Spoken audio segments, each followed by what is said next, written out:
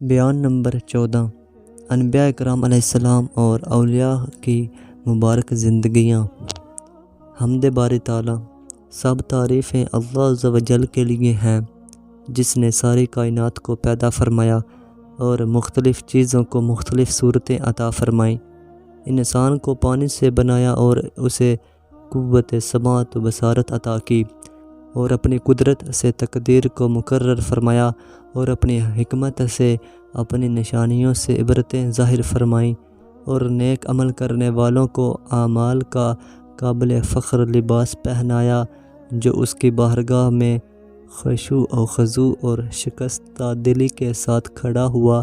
اللہ عز و جل نے اس کے دل کو جوڑ دیا جس نے اس کی رسی کو مضبوطی سے تھامے رکھا اور محتاجی میں اس کی طرف رجوع کیا۔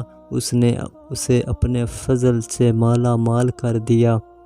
پاک ہے وہ ذات جس کی قدرت سے نہ کوئی آگے بڑھ سکتا ہے نہ ہی اس کی وحدانیت کے قریب پہنچ سکتا ہے۔ وہ سمیع و بصیر ہے جو سنتا ہے اور دیکھتا ہے۔ اس نے پانی کی طرف نظر فرمائی تو وہ اس کی ہیبت و جلال سے پتھر بن گیا، پتھروں کی طرف نظر فرمائی تو وہ اس کی رحمت سے سیلاب کی طرح بہنے لگے۔ اس نے نیلگوں آسمان کو بغیر ستونوں کے بلند کیا اور اس میں سورج چاند کو بنایا اور اسے چمکتے ہوئے ستاروں سے سجایا، اور وہ چمکدار ستارے موتیوں کے مشابہ ہیں، اور اپنی رحمت سے ہوائیں بھیجیں اور ستارے کو رات کے وقت چلنے کا حکم دیا تو وہ چلنے لگا، اور بادل کو بارش برسانے کا حکم دیا، اور آسمانی قلعہ کی حفاظت پر شہاب ثاقب کو مامور فرمایا، لہٰذا اب چوری چھپے سننے والے شیاطین کچھ نہیں سن سکتے۔ انسانی فکر اس ذات کو نہ سمجھ سکی اور ناکام ہو کر واپس لوٹ آئی، اور چٹیل میدان میں حیران و پریشان بھٹکنے لگی۔ جس نے اس کا انکار کیا اور سرکشی کی اسے اس نے عذاب میں مبتلا فرما دیا، اور جس نے اس کی طرف رجوع کیا، اس کی وحدانیت کا اعتراف کیا، عاجزی کی اور تکبر نہ کیا تو اس نے اسے اپنا قرب عطا فرما دیا۔ نافرمانوں کو سزا دینے سے پہلے عبرت کے لیے کھڑک بھیجی، اور بارش کی خوشخبری دیتے ہوئے بجلی چمکائی، اور اپنی قدرت کی تیز ہواؤں سے بادل کو گرج عطا فرمائی، اپنے کرم کے خزانوں سے اپنی نعمت کی ٹھنڈی ہوائیں چلائیں تو اہل معرفت نے اس سے مشک و عنبر کو سونگھ لیا، اور انہیں نیکی اور برائی کا خفیہ راز معلوم ہو گیا۔ پھر حضرت سیدنا ابو یزید رحمۃ اللہ تعالی علیہ کو نصرت خداوندی کی وہ دولت سرمدی عطا فرمائی، سرمد عطا ہوئی کہ آپ رحمۃ اللہ تعالی علیہ نے اپنے تقوی کی بدولت دنیا کو تابع کر لیا۔ حضرت سیدنا شبلی رحمۃ اللہ تعالی علیہ نے محبت کی دلہنوں کے لیے آراستہ و پیراستہ رات گزاری تو محبت الہی میں دیوانے اور ٹکڑے ٹکڑے ہو گئے، اور حضرت سیدنا جنید بغدادی رحمۃ اللہ تعالی علیہ نے اپنے سپاہیوں کے ساتھ دشمن کے خلاف چڑھائی کی اور عبادت الہی عز و جل کے لیے تیار ہو گیا، اور حسرت کے عالم میں روتے روتے تمام رات بسر کر دی۔ جب اللہ عز و جل نے اپنے ولی حضرت سیدنا ذوالنون مصری رحمۃ اللہ تعالی علیہ پر اپنا پوشیدہ راز ظاہر کیا تو وہ محبت الہی عز و جل میں دیوانے وار پھرنے لگے، اور حضرت سیدنا منصور حلاج رحمۃ اللہ تعالی علیہ نے محبت الہی عز و جل کا خالص جام پیا تو ان کی زبان پر انا الحق جاری ہو گیا۔ جب اولیاء اکرام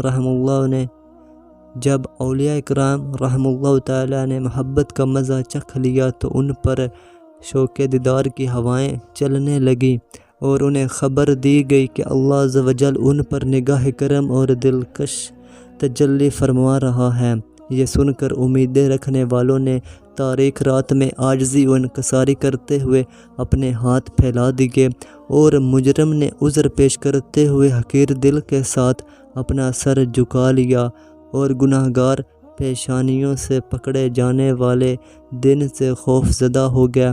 اور اللہ تعالیٰ سے حیا اور خوف کرتے ہوئے نگاہیں نیچے کر لی، اپنے گناہوں پر گریہ وزاری کرنے لگا اور اپنے عیبوں پر رونے دھونے اور آہ و بکا کرنے میں راتیں کاٹ دیں۔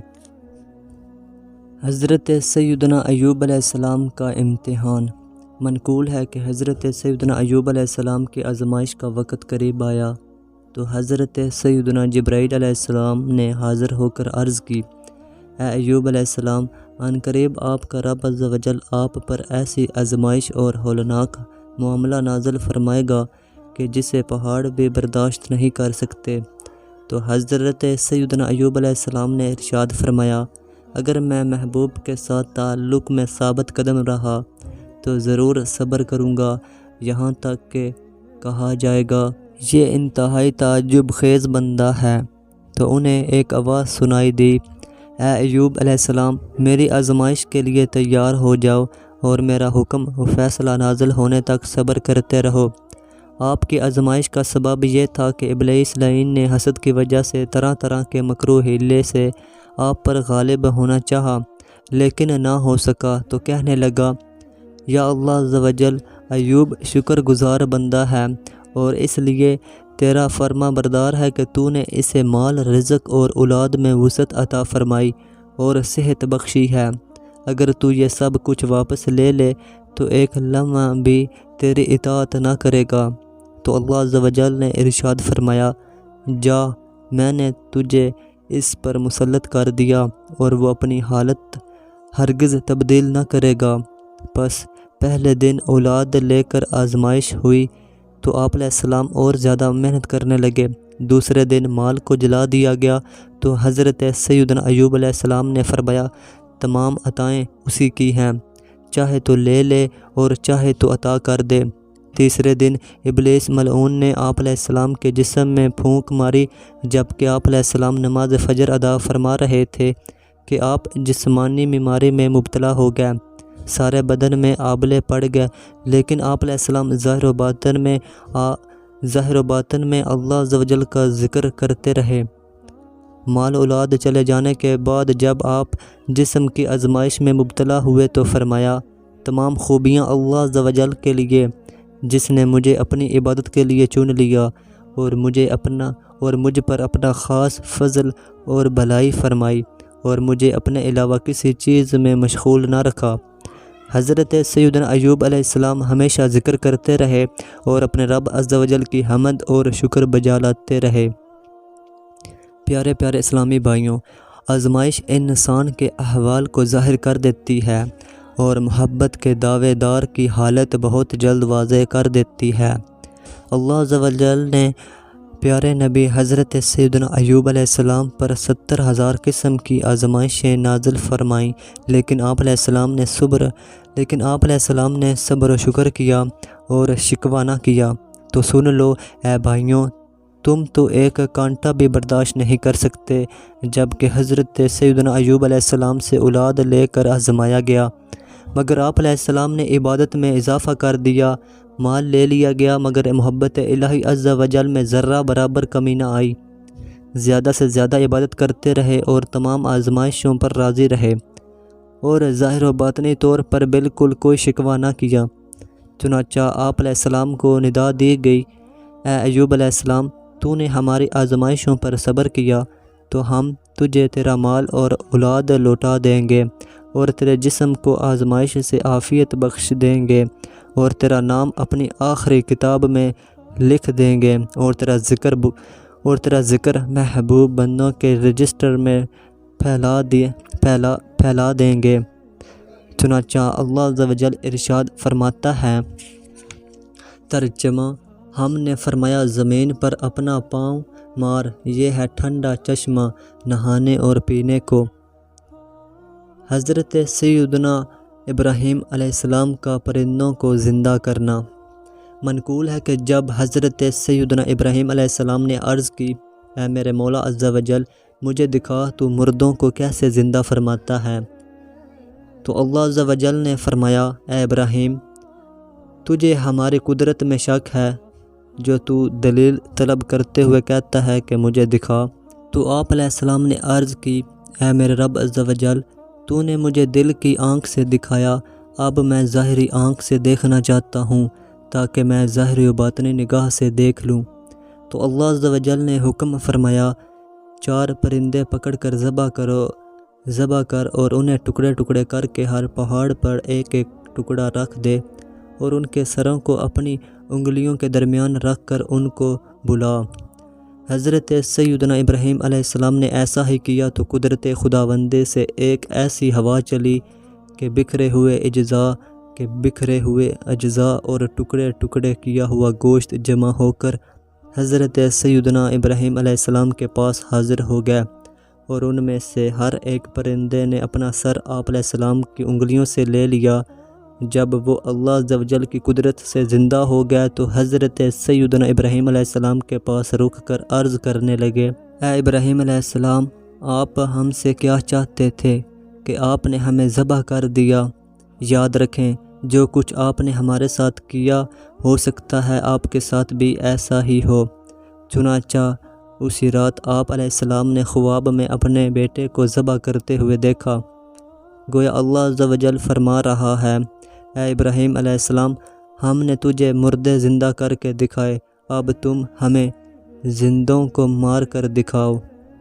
تو آپ علیہ السلام نے اپنے بیٹے حضرت سیدنا اسماعیل علیہ السلام سے ارشاد فرمایا، ترجمہ، اے میرے بیٹے، میں نے خواب دیکھا، میں تجھے ذبح کرتا ہوں، اب تو دیکھ تیری کیا رائے ہے؟ تو انہوں نے اللہ عز و جل کے فیصلے کے آگے سر جھکا دیا اور صبر کرتے ہوئے عرض کی۔ ترجمہ، کہا، اے میرے باپ، کیجئے جس بات کا آپ کو حکم ہوتا ہے، خدا نے چاہا تو قریب ہے کہ آپ مجھے صابر پائیں گے۔ اے میرے باپ، کون ہے جو حاکم اللہ عز و جل کے حکم پر اعتراض کرنے کی طاقت رکھتا ہو؟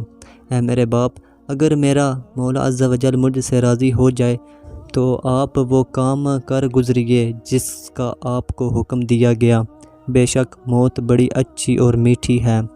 منقول ہے کہ جب حضرت سیدنا موسیٰ علیہ السلام نے کلام خداوندی کا لذیذ جام نوش فرما لیا اور آگ لینے کے لیے نکلے تو جبار کی عنایت سے آپ علیہ السلام کی قدر بڑھ گئی، اور جب آپ علیہ السلام درخت کے پاس پہنچے، جبکہ آپ علیہ السلام کا دل انوار خداوندی کا منتظر تھا، کہ ایک ندا سنی، اے موسیٰ، تو اس سے آپ علیہ السلام کو مزید قرب اور انس ملا۔ چنانچہ آپ اس پر غور و فکر کرتے ہوئے ہر سمت کی طرف بڑھنے لگے تو آپ علیہ السلام کو پھر ایک ندا سنائی دی، اے موسیٰ، فکر نہ کیجئے۔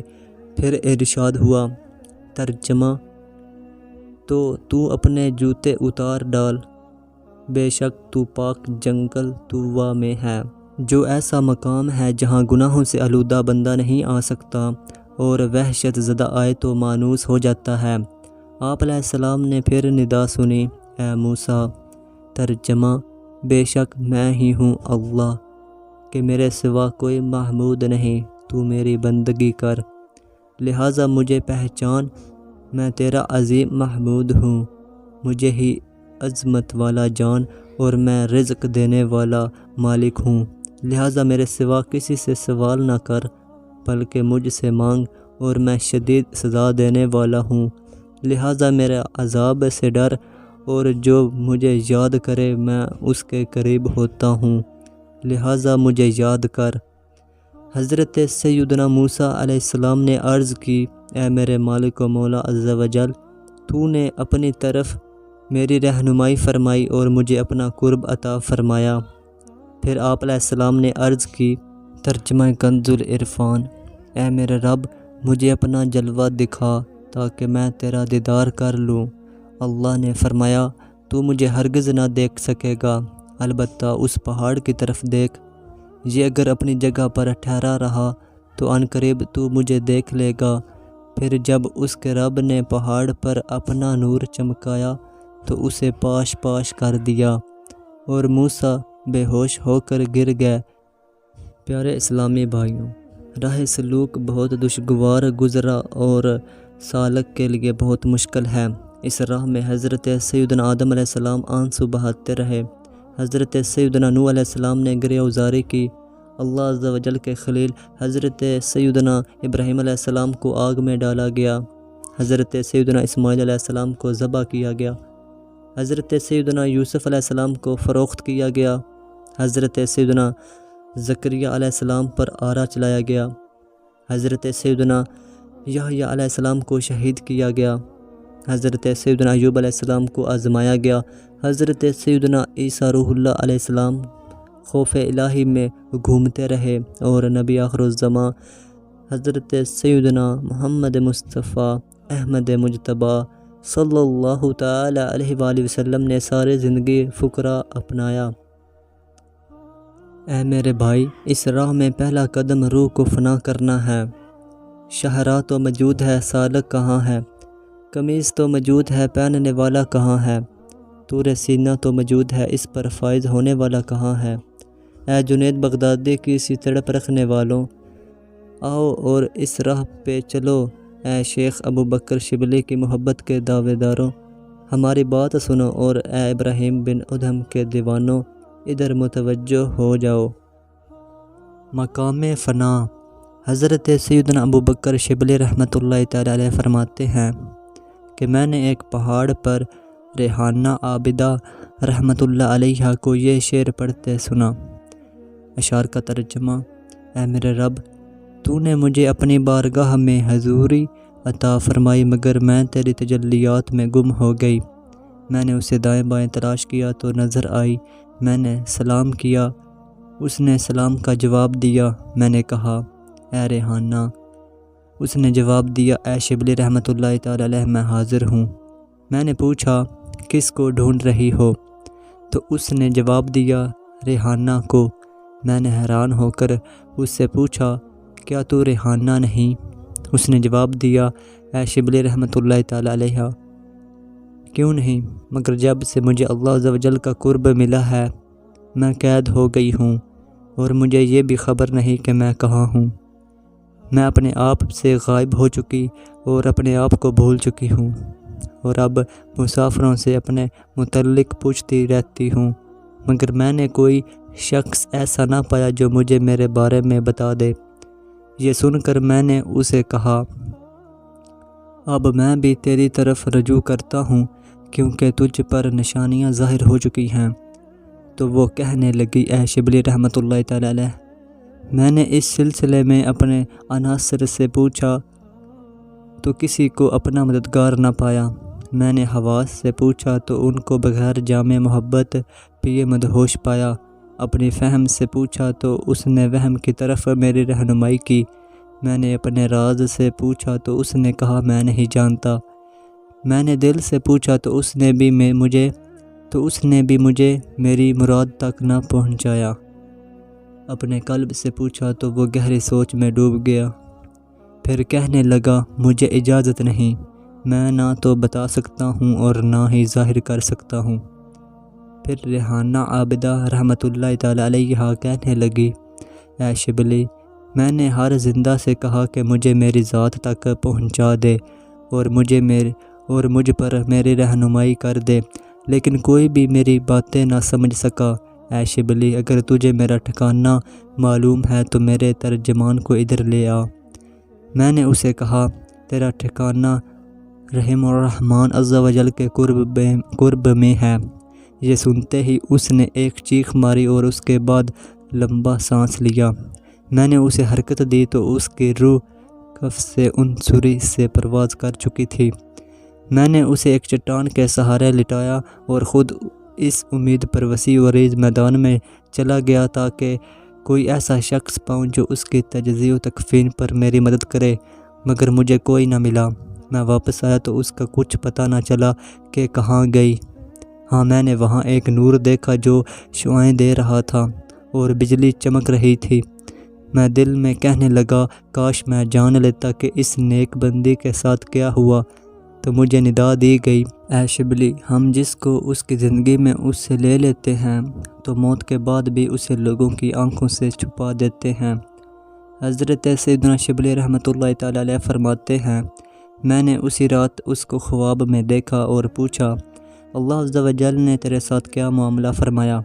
اس نے جواب دیا، اے نوجوان، قید ختم ہو گئی، میں نے اپنی مراد اور نعمتیں پا لیں اور میرا مقصد پورا ہو گیا۔ اگر تم بھی ہمیشہ کی عزت چاہتے ہو تو میری طرح موت کو گلے لگا لو۔ فرما بردار بیٹے کی موت سے ماں بھی فوت ہو گئی۔ ایک بزرگ رحمۃ اللہ تعالی علیہ کا بیان ہے کہ ایک سال میں نے بیت اللہ شریف کا حج کیا۔ جب لوٹنے کا ارادہ کیا تو دیکھا کہ ایک نوجوان جس کا جسم دبلا پتلا رنگ زرد اونٹ کے قریب کھڑا غم کے سانس لیتے ہوئے کہہ رہا تھا، کیا تم میں کوئی ایسا شخص ہے جو میرا پیغام اس بوڑھی عورت تک پہنچا دے جس نے ساری زندگی میری تربیت فرمائی؟ اب وہ مجھے دیکھنے کی مشتاق ہے۔ کیا تم میں سے کوئی شخص میرے احباب کو میرا پیغام پہنچا کر اجر و ثواب لینا چاہتا ہے؟ پھر کہنے لگا، میں تمہیں اللہ عز و جل کی قسم دیتا ہوں، جب تم عافیت کے ساتھ پہنچ جاؤ تو میرا خط فلاں بڑھیا کو پہنچا دینا اور اسے میرے متعلق بتانا کہ ہم نے عامری کو عشق کی آگ میں جلتے ہوئے چھوڑا، وہ اپنا مقصود پا چکا ہے، اور اگر وہ تم سے میری حالت کے متعلق پوچھے تو ان سے کہنا، اللہ عز و جل کی قسم، اس نے اللہ عز و جل سے کیا ہوا عہد نہیں توڑا۔ وہ بزرگ رحمۃ اللہ تعالی علیہ فرماتے ہیں کہ مجھے اس پر بڑا ترس آیا۔ میں نے اس سے خط لے لیا اور پوچھا، آپ کو اپنی والدہ کے پاس جانے میں کیا رکاوٹ ہے؟ تو اس نے کہا، اے میرے محترم، جب تقدیر ساتھ نہ دے تو مخلوق کیا کرے؟ میں اس امید پر نکلا تھا کہ لوٹ آؤں گا، لیکن یہ نہ جانا تھا کہ کب لوٹوں گا۔ اگرچہ میں نے اپنے محبوب کو پا کر اپنی اجنبیت میں سرور حاصل کیا، لیکن میں آنے والے اس کل کی امید باندھے ہوئے ہوں جب ہم پھر ملیں گے جس طرح جدا ہوئے تھے۔ جب اس نے اپنی بات مکمل کر لی تو ایک زوردار چیخ ماری اور بے ہوش ہو کر گر پڑا۔ قافلے والے اس کے ارد گرد جمع ہو گئے۔ پھر کچھ دیر کے بعد اسے ہوش آیا تو کہنے لگا، ہائے افسوس، جس موت کا تم سے وعدہ کیا گیا ہے وہ آنے والی ہے، قبر قریب ہے اور دارالبقاء کی طرف کوچ کرنے کا وقت آ گیا ہے۔ پھر اس نے دوبارہ ایک زوردار چیخ ماری اور اس کی روح خالق حقیقی سے جا ملی۔ وہ بزرگ رحمۃ اللہ تعالی علیہ فرماتے ہیں کہ ہم نے اس کی تجزیہ و تکفین کی اور نماز جنازہ پڑھ کر دفن کر دیا، پھر بصرہ کی جانب رخ کیا۔ جب ہم شہر کے قریب پہنچے تو وہاں کے لوگ دور سے آنے والوں کے استقبال اور اپنے دوستوں کو سلامتی کی مبارکباد دینے کے لیے نکل آئے۔ سب لوگوں سے پیچھے ایک بڑھیا آ رہی تھی جس کی نظر کمزور تھی، اس کا دل ذکر الہی عز و جل میں مشغول تھا۔ وہ چلتے ہوئے کانپ رہی تھی اور کہہ رہی تھی، کیا اس کے آنے کا وقت نہیں آیا جس کا میں انتظار کر رہی ہوں؟ یا قافلے میں کوئی ایسا شخص ہے جو اس کے متعلق بتائے؟ پھر اس نے ندا دی، اے قافلے والوں، تم میں کوئی میرے بیٹے کا خط لانے والا ہے جس میں اس کی خیر خبر ہو؟ پھر اس نے چند اشعار پڑھے جن کا مفہوم یہ ہے، وطن سے دور جانے والا ہر شخص آخر واپس آتا ہے، لیکن میرا بیٹا دور جانے والوں کے ساتھ ابھی تک نہ آیا۔ بہت زیادہ رونے سے میری آنکھیں چلی گئیں اور اس کی جدائی کے غم میں میرے دل کی آگ تیز ہو گئی۔ میں تو اس کی واپسی اور ملاقات کی تمنا کر رہی تھی، لیکن لگتا ہے کہ میری امید بہت دور ہے۔ وہ بزرگ رحمۃ اللہ تعالی علیہ فرماتے ہیں کہ میں نے آگے بڑھ کر کہا، اے کمزور اور غمگین بڑھیا، میرے پاس اس نوجوان کا خط ہے۔ وہ دوری کا شکوہ کر رہا تھا اور کہہ رہا تھا کہ اس شہر میں اس کے گھر والے ہیں۔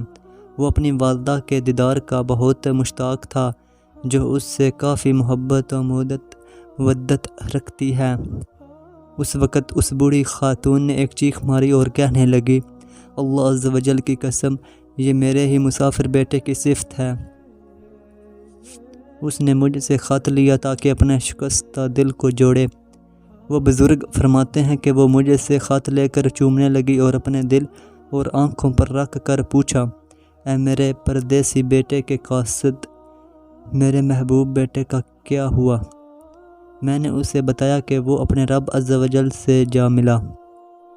جب اس نے سنا کہ اس کا بیٹا تنہا راہ حق کا مسافر ہو گیا ہے تو بہت زیادہ روئی، پھر اپنا سر آسمان کی طرف اٹھا کر کہنے لگی، اے میرے مالک و مولا عز و جل، مجھے دنیا میں زندہ رہنا اس لیے پسند تھا کہ اپنے بیٹے سے ملاقات کی امید تھی، لیکن اب مجھے دنیا میں رہنے کی کوئی حاجت نہیں۔ پھر اس نے ایک زوردار چیخ ماری اور زمین پر گر گئی اور اپنی جان آفرین کے سپرد کر دی۔ میں نے اس کی تجزیہ و تکفین کا ارادہ کیا تو کوئی کہنے والا جس کی صورت نظر نہ آئی کہہ رہا تھا، اے شخص ٹھہر جا، اس کا معاملہ تیرے ذمہ نہیں۔ ابلیس کو خوش کرنے والے کام۔ حضرت سیدنا شیخ ابو محمد فراح رحمۃ اللہ تعالی علیہ فرماتے ہیں، جب ابلیس لعین اور اس کا لشکر اکٹھا ہوتا ہے تو وہ کسی شے پر اتنے خوش نہیں ہوتے جتنے 3 چیزوں پر خوش ہوتے ہیں۔ نمبر 1، مسلمان کو قتل کرے۔ نمبر 2، کوئی شخص کفر پر مر جائے۔ نمبر 3، ایسا شخص جس کے دل میں فقر کا خوف ہو۔ فقراء کو نصیحت۔ حضرت سیدنا شیخ جنید رحمۃ اللہ تعالی علیہ فرماتے ہیں، اے گروہ فقراء، اللہ عز و جل سے تمہارے تعلق کی وجہ سے تمہاری عزت کی جاتی ہے اور اسی وجہ سے تم پہچانے جاتے ہو، لہٰذا اپنے آپ کو دیکھو کہ جب تم اللہ عز و جل کی بارگاہ میں تنہا ہوتے ہو تو تمہارا اس کے ساتھ کیسا تعلق ہوتا ہے۔ فقیر کے 3 اوصاف۔ منقول ہے کہ فقیر کے 3 اوصاف ہیں۔ نمبر 1، اپنا راز چھپانا۔ نمبر 2، اپنا فرض ادا کرنا۔ نمبر 3، اپنے فقر کی حفاظت کرنا۔ تمام مخلوق کی نیکیوں کے برابر نیکیاں۔ منقول ہے کہ اللہ عز و جل نے حضرت سیدنا موسیٰ علیہ السلام کی طرف وحی فرمائی، کیا تم چاہتے ہو کہ بروز قیامت تمہاری نیکیاں تمام مخلوق کی نیکیوں کے برابر ہوں؟ تو انہوں نے عرض کی، جی ہاں اے میرے رب عز و جل۔ تو اللہ عز و جل نے ارشاد فرمایا، مریضوں کی عیادت کر اور فقراء کے کپڑوں کا اہتمام کر۔ پس حضرت سیدنا موسیٰ علیہ السلام نے اپنے اوپر لازم کر لیا کہ ہر ماہ 7 دن فقراء کے لباس کا اہتمام کرتے اور مریضوں کی عیادت فرماتے۔ حضرت سیدنا عبداللہ بن مبارک رحمۃ اللہ تعالی علیہ فرماتے ہیں، فقر میں غنا کو ظاہر کرنا فقر ظاہر کرنے سے افضل ہے۔ فقر میں 4 چیزوں کا ہونا ضروری ہے۔ منقول ہے کہ فقیر کے پاس فقر میں کم از کم 4 چیزوں کا ہونا ضروری ہے۔ نمبر 1، ایسا علم جو اسے مزین کر دے۔ نمبر 2، ایسا تقوی جو اس کی حفاظت کرے۔ نمبر 3، ایسا یقین جو اسے خوش اخلاق بنا دے۔ اور نمبر 4، ایسا ذکر جو اسے مانوس کرے۔ حضرت سیدنا ابو حفص رحمۃ اللہ تعالی علیہ فرماتے ہیں، کسی کا فقر اس وقت تک صحیح نہیں ہو سکتا جب تک کہ وہ لینے سے زیادہ دینے کو محبوب نہ رکھے، اور سخاوت اس چیز کا نام نہیں کہ مال پانے والا نہ پانے والے کو دے۔ حضرت سیدنا ابن جلال رحمۃ اللہ تعالی علیہ فرماتے ہیں، اگر عاجزی و انکساری قابل فخر شے نہ ہوتی تو فقیر کو حکم دیا جاتا کہ وہ متکبرانہ چال چلے۔ ایک قمیض دخول جنت کا سبب بنی۔ ایک بزرگ فرماتے ہیں، میں نے خواب میں دیکھا کہ قیامت قائم ہو گئی اور کوئی کہنے والا کہہ رہا ہے، اے مالک بن دینار، اے محمد بن وساح رحمۃ اللہ تعالی علیہما، جنت میں داخل ہو جاؤ۔ میں دیکھنے لگا کہ دونوں میں سے کون پہلے جاتا ہے، تو حضرت سیدنا محمد بن وساح رحمۃ اللہ تعالی علیہ جنت میں پہلے داخل ہوئے۔ میں نے اس کا سبب دریافت کیا تو مجھے بتایا گیا، محمد بن وساح رحمۃ اللہ تعالی علیہ کے پاس 1 قمیض تھی اور مالک بن دینار رحمۃ اللہ علیہ 2 قمیضوں کے مالک تھے۔ حضرت سیدنا یحییٰ بن معاذ رحمۃ اللہ تعالی علیہ فرماتے ہیں، کل میزان میں فقر و غنا نہیں رکھا جائے گا بلکہ صبر و شکر رکھا جائے گا، لہٰذا آؤ ہم صبر و شکر کرنے والے بن جائیں۔ اے پیارے اسلامی بھائی، جو شخص ان بزرگوں کے اوصاف اپنائے ہوئے ہو لیکن ان کی پیروی نہ کرے تو وہ ان سے محبت کرنے والا نہیں۔ فرشتے فقراء کے ہاتھوں پر پانی ڈالتے ہیں۔ منقول ہے کہ ایک بزرگ کے ساتھ مسلمان صوفیاء و فقراء کا ایک گروہ تھا۔ اس نے خواب میں دیکھا کہ گویا آسمان شق ہو گیا اور حضرت سیدنا جبرائیل علیہ السلام اور ان کے ساتھ دیگر فرشتے سرکار مدینہ قرار قلب و سینہ باعث نزول سکینہ صلی اللہ تعالی علیہ وآلہ وسلم کی خدمت میں حاضر ہوئے۔ فرشتوں کے ہاتھوں میں تھال اور جگ تھے اور فقراء کے ہاتھوں اور پاؤں پر پانی ڈال رہے تھے۔ جب وہ میرے قریب آئے تو میں نے بھی اپنا ہاتھ دراز کیا تاکہ وہ پانی ڈالیں۔ انہوں نے مجھے پر اور میرے ساتھ موجود فقراء کے ہاتھوں پر پانی ڈالا۔ حضرت سیدنا سہل رحمۃ اللہ تعالی علیہ ارشاد فرماتے ہیں، اگر کسی شخص میں صحیح طور پر صفت فقر صرف ایک ہی دن کے لیے پائی جائے، پھر وہ چوری یا کوئی اور جرم کرے تو پھر بھی مجھ پر اس کی مدد کرنا لازم ہے، اگرچہ ایسا کرنے پر میرا ہاتھ کاٹ دیا جائے۔